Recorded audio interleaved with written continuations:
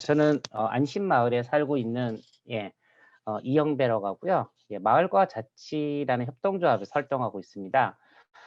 저희가 지금 주로 하는 일은 도시재생 사업지에 서 이제 그 주민들을 중심으로 하는 마을관리 사회협동조합을 설립 지원하는 일을 하고 있고요. 그리고 행안부에서 주민자치회, 근데 주민자치회도 지금 이제 요즘 새로운 분위기가 주민자치회를 이제 그 실행 조직으로 만들어서 사회적 협동조합으로 전환시켜서 올해 사업을 하고 있습니다. 그래서 주민자치회 연계 사회적 협동조합 이 두 가지 사업을 주로 하고 있습니다.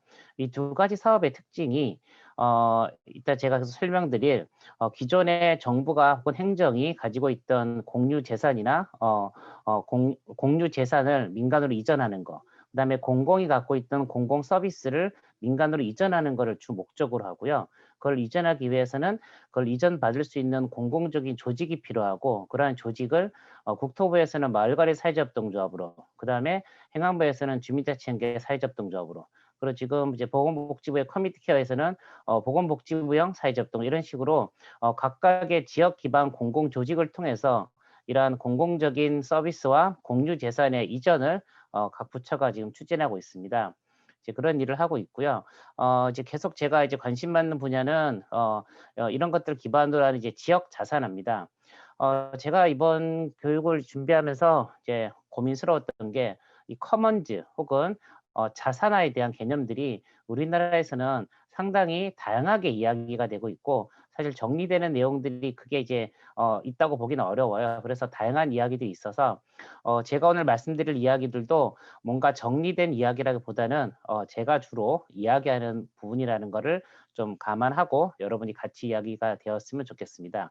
오늘 제가 주로 이야기 드릴 거는 지역, 로컬, 마을을 기반으로 한 자산화, 공유, 이런 것들이 기존에 우리가 이야기했던 공유와 어떻게 다르고, 그리고 지금 현재 우리나라에서 이런 사례들이 어떻게 있고, 또 그것들을 저희 안심마을에서는 어떻게 형성화해서 풀어내고 있는지, 이런 이야기들을 같이 나누도록 하겠습니다. 먼저 공유에 대한 이야기를 잠깐 드리면 한 3년 전쯤 될 겁니다. 영국 대부분에서 이제 의미 있는 판례가 나왔죠. 우버에서 일하는 이제 우버에서 계약을 하고 있는 그 운전하는 분들이 노동자이냐 노동자이지 않느냐에 대한 최종 판결이 결국은 노동자로 판결이 났죠. 그래서 그분들이 자유롭게 자기 원하는 시간에 일을 하더라도 모든 것들은 그 우버가 결정되어진 상황을 따라가기 때문에 모든 것들에 대한 결과 그 이제 종속적인 것들이 이게 우버한테 있기 때문에 우버가 사용자고, 그다음에 우버에서 계약관 갖는 사람들은 노동자다, 이렇게 판단했고, 그것들이 이제 유럽에 있는 대부분의 법원들에서 교후에 비슷한 판단들이 나왔죠.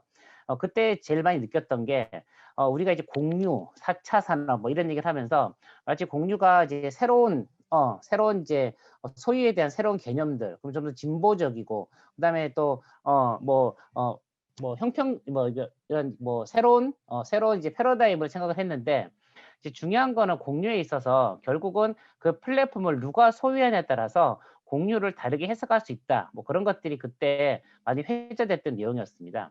우리가 공유로서 많이 예를 드는 뭐 소카 같은 거 있잖아요. 소카를 예를 들어 보면 소카가 이제 언제 생겼나 이렇게 찾아보면 많이 오래되지 않았습니다. 1984년도 스위스 로진 지방에서 처음 시작했다고 합니다. 거기 이제 58명 정도의 마을 주민이 사는데 마을에서 산간 지방이다 보니까 한번 밖으로 나오려면 차가 반드시 필요한데, 그렇다고 모든 집들이 차를 갖고 있을 필요는 없잖아요. 매일 나가는 게 아니니까. 그래서 처음에 6대의 차를 준비를 해서 그 58명이 같이 돌아가면서 자기 시간을 이야기해서 탔다고 하는데, 이게 이제 유행이 되어서 스위스에서 이게 이제 유행이 되고, 이게 미국으로 건너가면서 상업화된 거고. 그러니까 이 말씀 드린 이유는 뭐냐면, 결국 우리가 지금 이야기하는 이제 공유의 시스템이나 이런 것들이 지금은 상당히 IT와 접목을 하면서 상당히 이제 다양한 이제 산업화가 되어 있지만, 그 원류를 찾아보면 기존에 이제 커뮤니티에서부터 시작했다. 그래서 커뮤니티에서 자기가 혼자서 해결하지 못하는 욕구를 다른 사람과 함께, 자기 주변 사람과 함께 해결하는 것들이 공유의 시작이고, 따라서 이 공유에서 있어서 플랫폼을 누가 소유하느냐, 또 그 시작이 그런 이제 커뮤니티 단위고, 따라서 그런 작은 단위의 커뮤니티 단위들을 다시 한번 돌아볼 필요가 있다. 뭐 그런 의미에서 공유를 뭐 어떻게 바라볼 것이냐에 대한 고민들을 좀 해보게 됩니다. 저는 이제 공유와 지역 자산화를 어떻게 구분하냐 이런 이제 질문들을 하면 저는 이렇게 보통 표현합니다. 여러분이 사시는 동네에 도서관이 하나 지어졌다고 보죠. 요즘에 이제 뭐 도서관, 문화센터 이런 것들이 계속 만들어지고 사람 욕구가 늘어남에 따라서 먼 거리가 아니라 자기 근거리 안에 만들어지길 원하잖아요. 그래서 요즘은 역세권보다 슬세권이 더 유행이라고 하는 것처럼 자기 주변에 그런 그 문화적 요소가 늘어나길 원하는데, 예를 들어 여러분 옆집에 도서관이 지어졌어요. 그러면 누가 제일 많이 이용하겠어요? 여러분 주변 사람들, 그 도서관 근처에 있는 사람이 많이 이용하겠죠. 아무래도 차 타고 오는 사람보단 걸어서 가는 사람들이 많이 이용하겠죠. 자, 그런데 지금 여러분 주변에 있는 예를 들어 구립도서관이 지어졌다면 그 구립도서관을 누가 운영하나요? 대부분은 지자체에서 어디 위탁을 줘서 운영을 하잖아요. 예. 근데 엄밀히 말하면 그 도서관을 여러분들이 직접 운영할 수 있죠. 이젠 도서관 같은 경우는 다 시스템화돼 있어서 동네 주민들 누구나 다 사서가 되어서 운영할 수가 있는 거죠. 이게 이제 이 가장 큰 차이죠. 과거는 하도 우리 주변에 아무것도 없으니까 도서관이든 뭐든 많이 지어야 됐어요. 내 주변에 아무것도 없으니까. 그래서 그때는 뭐든지 많이 지어줘, 많이 공유에 가는 공유가 필요해라고 했죠. 그 도서관이 우리에겐 공유 공간이니까. 근데 이제 와서는 지금에 와서는 거기다 한 방 더 나아가서는 만들어진 공간을 누가 운영하고 어떻게 운영할 것인지 이게 이제 중요해지는 거죠. 그런 의미에서 이제 지역 자산화는 단순히 공유에서 넘어가서 누가 생산할 것인가. 그러니까 도서관이라면 도서관에 일하는 사람들이 동네 사람이라면 동네에서 직접 생산하는 거죠. 그리고 누가 소비할 것인가? 예, 동네 주민들이 주로 소비하죠. 그다음에 가장 큰 거는 누가 이익을 가져갈 것인가? 인트레스트. 그래서 그거를 지역 사람들이 이익을 가져가는 구조가 되면 좀 더 만족스럽지 않을까? 이런 것들을 이제 이야기하고 있는 거죠. 그래서 이제 지역 자산화의 정의가 다양하게 있지만 주로 이제 저는 영국 로컬리티에서 얘기하는 정의를 많이 이용하는데, 이제 거기에 따르면 커뮤니티 조직이 누가 하냐면은 커뮤니티 조직이 어떤 방법으로 소유하거나 관리하는 방법으로 어떤 것들을 토지와 선물 자산, 물론 이건 최근에 더 늘어나고 있습니다. 종류들이 이걸 통해서 왜 하는가? 장기적으로 사회적, 경제적, 환경적 해소를 도모하며 왜 하는가 하면 자신이 속한 지역 사회를 변화시키기 위해서. 그래서 지역 자산화는 그 운영하는 주체와 그다음 운영하는 방법, 그다음 운영하는 대상, 그다음 목적을 이렇게 이제 구분하고 있다고 저는 뭐 같이 정의를 내리고 있고요. 그런 의미에서 지역 자산들을 볼 수가 있습니다. 자, 예를 다시 들어보면, 자, 지금 태양광 발전소 짓는 얘기들을 많이 하죠. 짓는 얘기 많이 하는데 단순하게 이제 태양광 발전소를 짓는 것만으로도 의미가 있죠. 이걸 통해서 환경 문제라든지 그다음에 다양한 이제 뭐 에너지 자립이라든지 재생이라든지 이런 쪽에 의미를 둘 수 있는데, 여기서 벗어나서 지금 최근에 이제 새로 저희가 준비하고 있는 거는 주민 이익 공유형 태양광 발전소의 형식을 준비하고 있어요.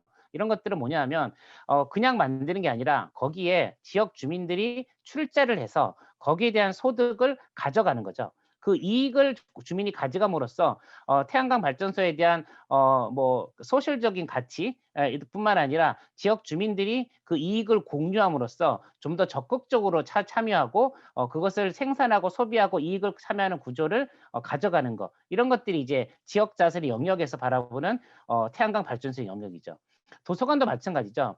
은평구에 보면 도서관이 여러 개가 있는데 대표적으로 은뜨락 도서관이라는 곳이 있고 구산 도서관이라는 곳이 있어요. 은뜨락 도서관은 누가 운영하냐면 횃불 장학회라는 재단법인이 운영하고요. 그다음에 구산 도서관은 은평 도서관마을 사회접동조합이 운영을 해요. 예. 결국은 지역 주민들이 만든 사회접동조합이 운영비 5억 5천 이렇게 받아서 지역 주민들이 거기 일을 하고 운영을 하는 거죠. 사실상 제가 예전에 듣기는 서울에서 가장 만족도가 높은 도서관 중에 하나라고 합니다. 왜 그러냐?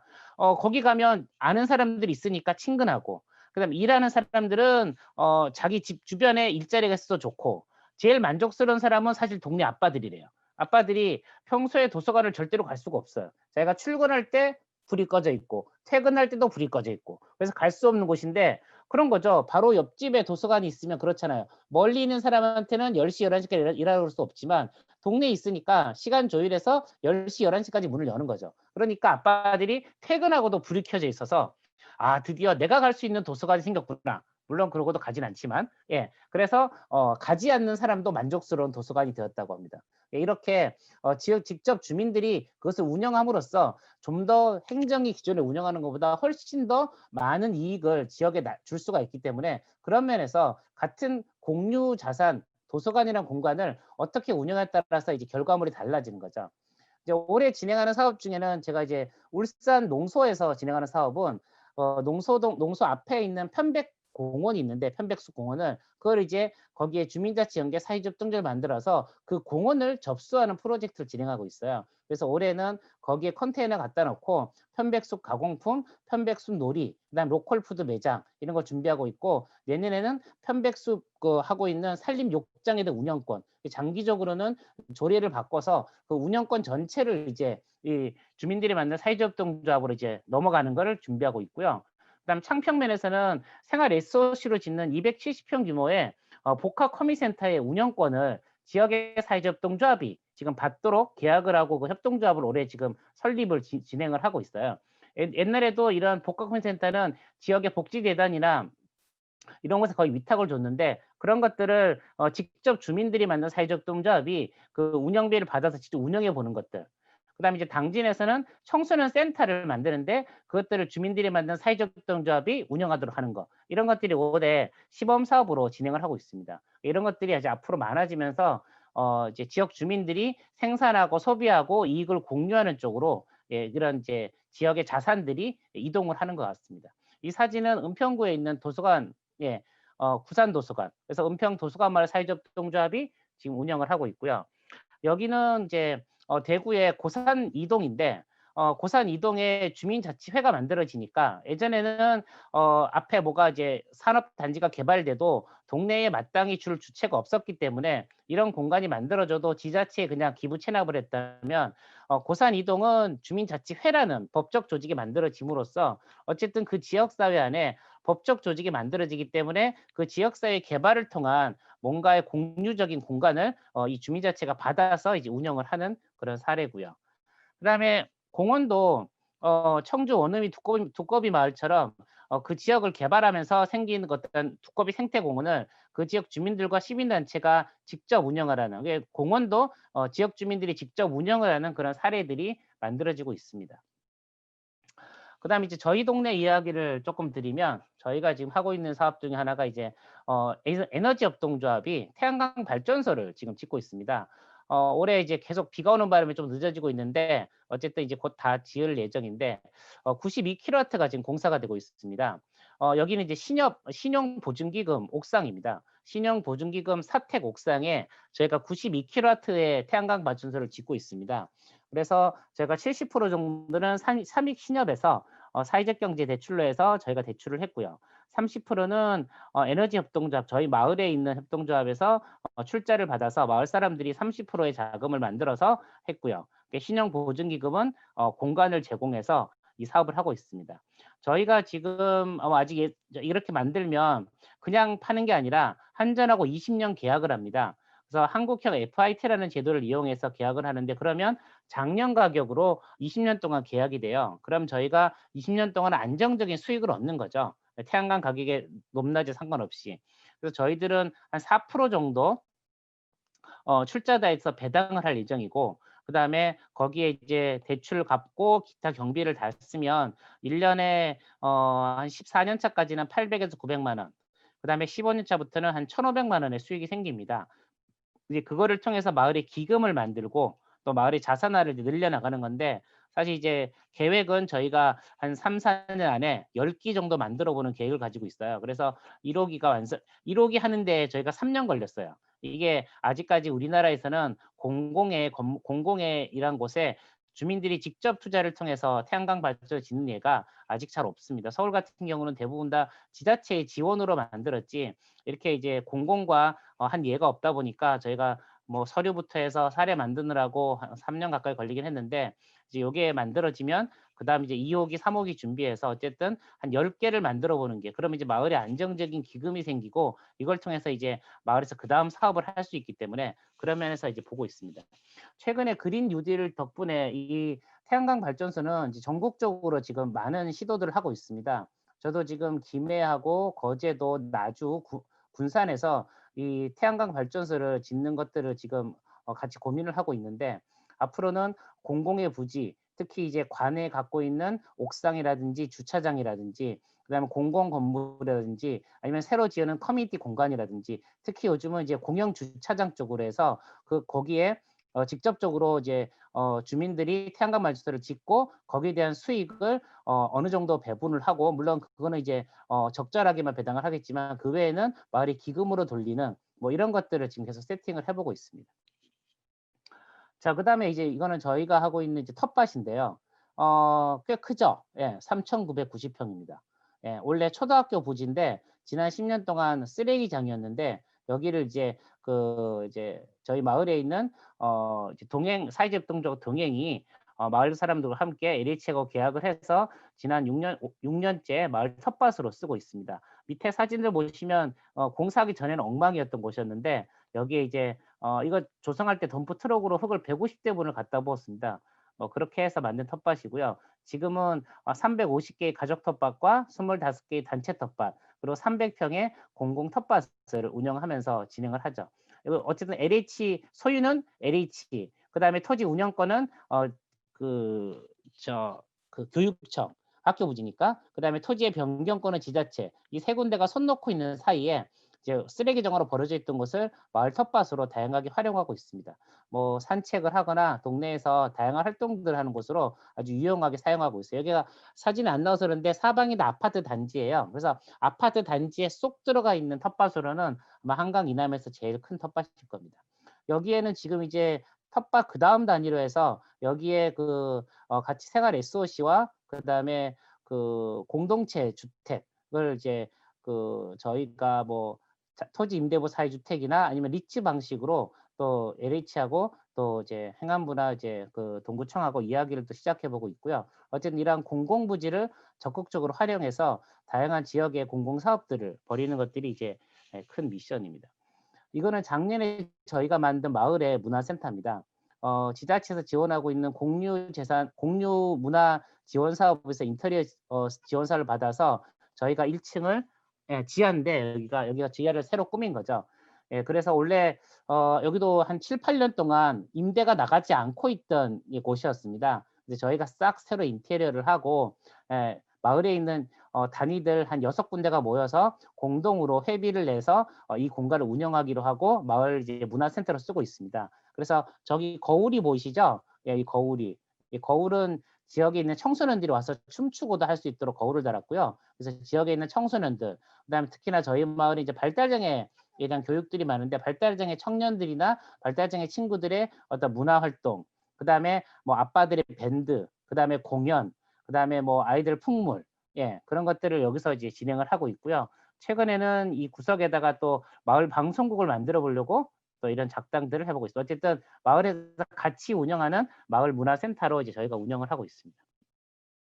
그다음에 이제 주택협동조합. 저희는 이제 마을에 주택협동조합을 만들었습니다. 그래서 저기 보이시는 건물이 주택협동조합이 지은 1호 건물입니다. 105평의 땅을 동네 사람들이 샀고요. 그래서 거기에 4층짜리 집을 지었습니다.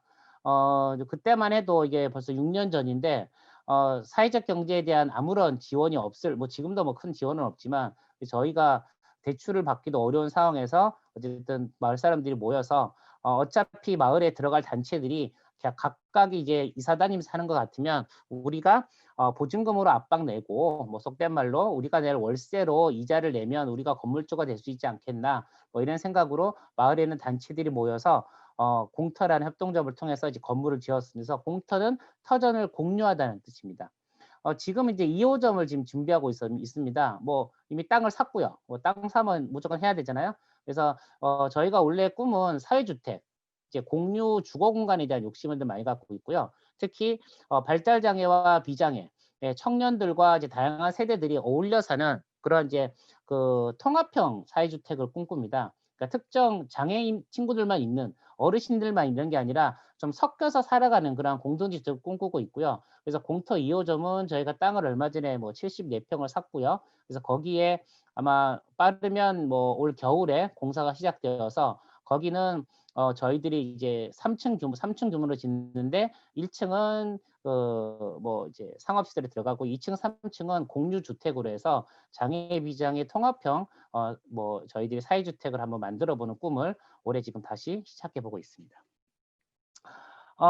뭐 이외에도 그다음에 저희 동네는 안 하고 있는데 다른 지역에서는 이제 요즘 공공 주차장을 주민들이 직접 운영하는 것도 지금 몇 군데서 해 보고 있습니다. 뭐 청주라든지 그다음에 지금 뭐 김해라든지 이런 곳에서는 공공 주차장을 지역 주민들이 이제 위탁을 받아서 진행을 하는 거. 또 이러면서 이제 지역의 조례를 바꿔서 이런 것들은 좀 더 이제 수의 계약을 하고 임대료를 면제받도록 하고 여기에다가 최근에는 뭐 단순한 주차만이 아니라 주차 중 세차 서비스, 주차 중 주유 서비스 같은 것들을 이제 연결해서 지역 주민들이 다양한 부가와 사업 수익을 올릴 수 있도록 그래서 공공의 주차장을 행정이 아니라 이제 지역에 있는 주민들이 직접 운영해 보는 것도 이제 요즘 많이 하고 있는 사업입니다.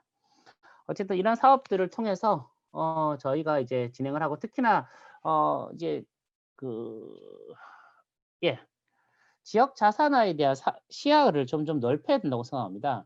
이제까지 지역 자산화하면 상당히 토지나 건물과 같은 물적 자산에 상당히 집중을 많이 했습니다.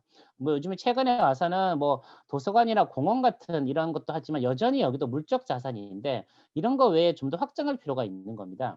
그래서 단순하게 토지나 건물을 얘기하는 걸 넘어서서 좀 더 새로운 비즈니스 모델로서의 어떤 태양광 발전소라든지 주차장이라든지 이런 쪽으로 확장할 필요가 있고요. 또 한편으론 복지 쪽도 저는 매우 큰 지역 자산화로 봅니다.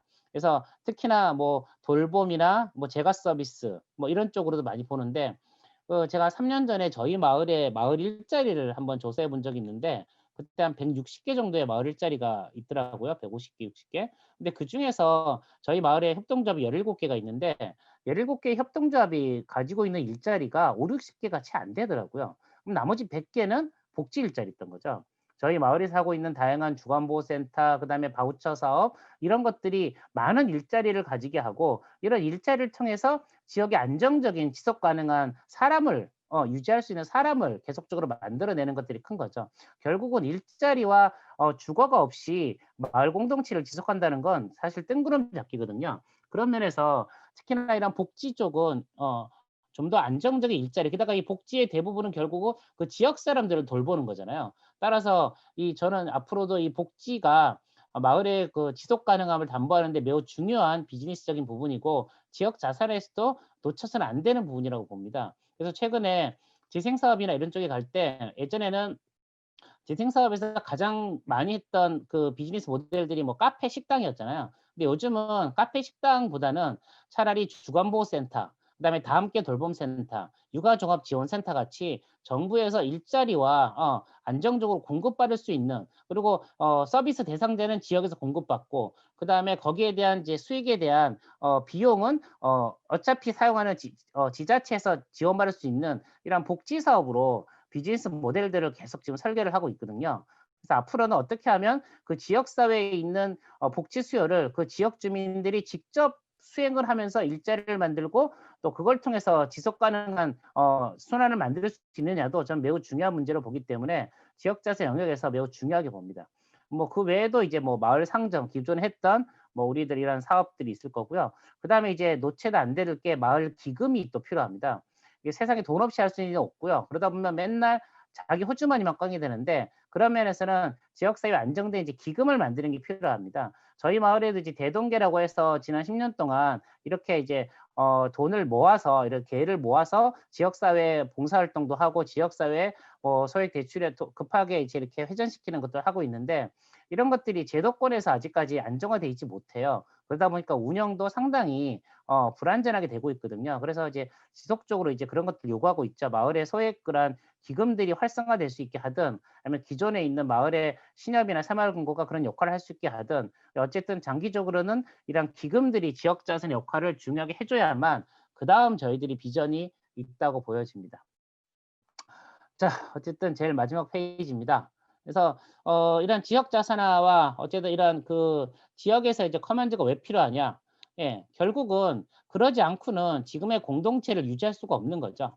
예, 더 이상 희생과 봉사만으로 버틸 수가 없고요. 그리고 계속적으로 자기 호주머니를 내는 것만으로는 이 지속적인 공동체를 만들어낼 수가 없습니다. 따라서 이걸 하기 위해서는 그 안정적인 이제 운영 과정이 필요하고 또 주민들이 거기에 적극적으로 개입을 해야 되고 그게 필요하죠. 그런데 그러려면 이제 두 가지 조건이 필요합니다. 첫 번째는 조직 자체가 공공적이어야 됩니다. 아무한테나 그걸 줄 수 없죠. 최근에는 이런 위수탁의 협동조합들을 빼고 있습니다. 협동조합은 수익 그 영리 단체라고 해서. 그래서 사회적 협동조합, 사회적 기업, 그다음에 근데 사회적 기업도 요즘에는 주식회사랑 사회적 기업은 또 빼고 있어요. 그만큼 비영리성을 계속 강조하는 거죠. 어쨌든 그러한 것들을 할 수 있는 공공적인 조직이 필요하죠. 이 공공적인 조직이 개방적이고 그다음에 공공성을 가지고 있고 그리고 민주적으로 운영되는 그럼으로써 어떻게든 간에 앞으로 점점 외국과 같이 전 행정이 갖고 있던 서비스와 재산을 민간으로 이전시킴으로써 민간 안에서 자생적으로 그 안에서의 생태 그러니까 순환적인 로컬 안에서의 순환 구조를 만드는 것들을 이제 목적으로 하니까요.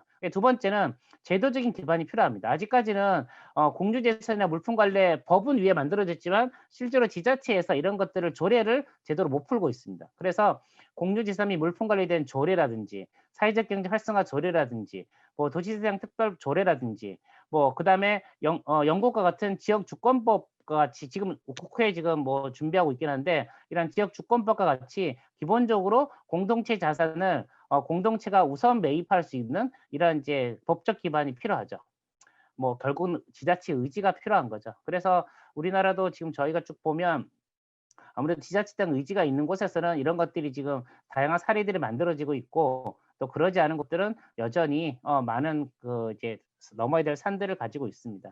그럼에도 불구하고 지역 자사나 혹은 지역 주민들이 중심이 된 이런 이제 공간을 확보하고 서비스를 직접 생산하는 것들은 저는 앞으로의 시대적 흐름이라 생각하고요. 좀 속도가 시간이 걸리다 하더라도 이런 것들을 하나하나 사례를 만들고 또 그런 것들을 통해서 진짜 주민들이 소비자가 아니라 생산자로서 혹은 수동적 소비자가 아니라 능동적 소비자로서 이제 자신들의 어떤 그 존재를 각인하는 것들이 그 큰 이제 소셜에서나 혹은 큰 광역 단위 어렵지만 로컬 단위에서는 가능하리라 보고요. 그런 것들을 로컬 단위에서 만들 수 있도록 다양한 방법들이나 이런 것들이 나와야 된다고 봅니다.